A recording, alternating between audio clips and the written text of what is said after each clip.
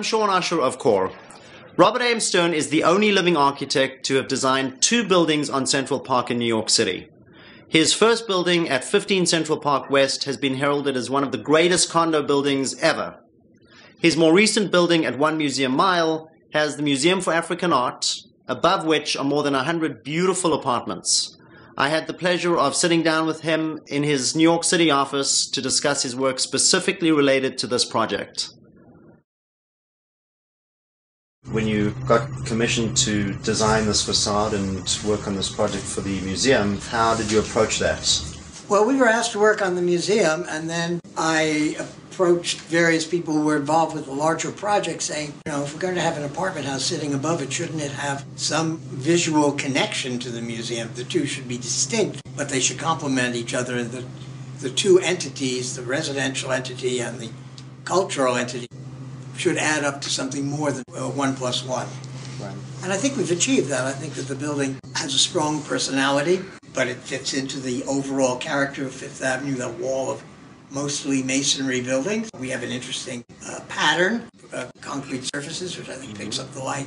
Really beautiful. So this is a big juxtaposition of the other building, which to me is, the most successful condominium project ever designed and built in probably the world. 15 Central Park West. The two buildings complement each other, but they're very different. One is the scale of the southwest corner of the park around Columbus Circle was one of gigantic buildings. The east corner of the park is much more modest scale, maybe not modest by Kansas standards, but by Manhattan standards. This was the last site on Fifth Avenue that one could build at this scale.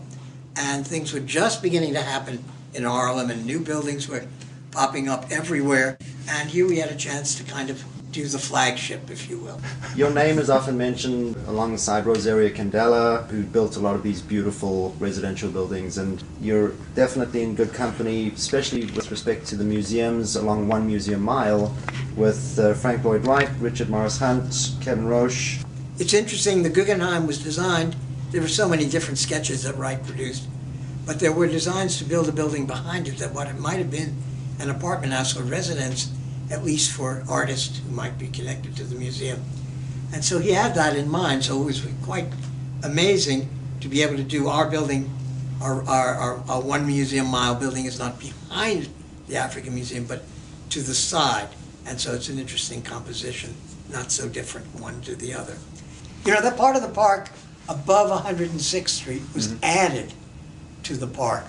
Olmsted worked on it, but it wasn't the original site. They added that.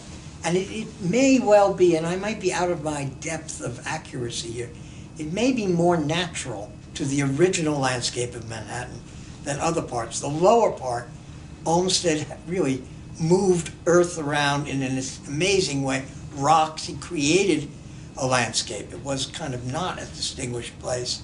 He made it distinguished. A few blocks down, you have the Conservatory Garden, which is one of the great gardens in America, for sure. Absolutely. And a world-class garden, I would say. And in the spring and in summer, wow. In the fall, it's fabulous.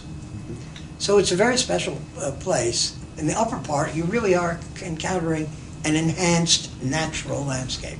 And it's great to be on the east side of the park because you get afternoon light, which I think is fabulous. But in the evening, you come home, especially in the summer months when the sun sets late, you get a bath of light in the building, and I think it's fabulous.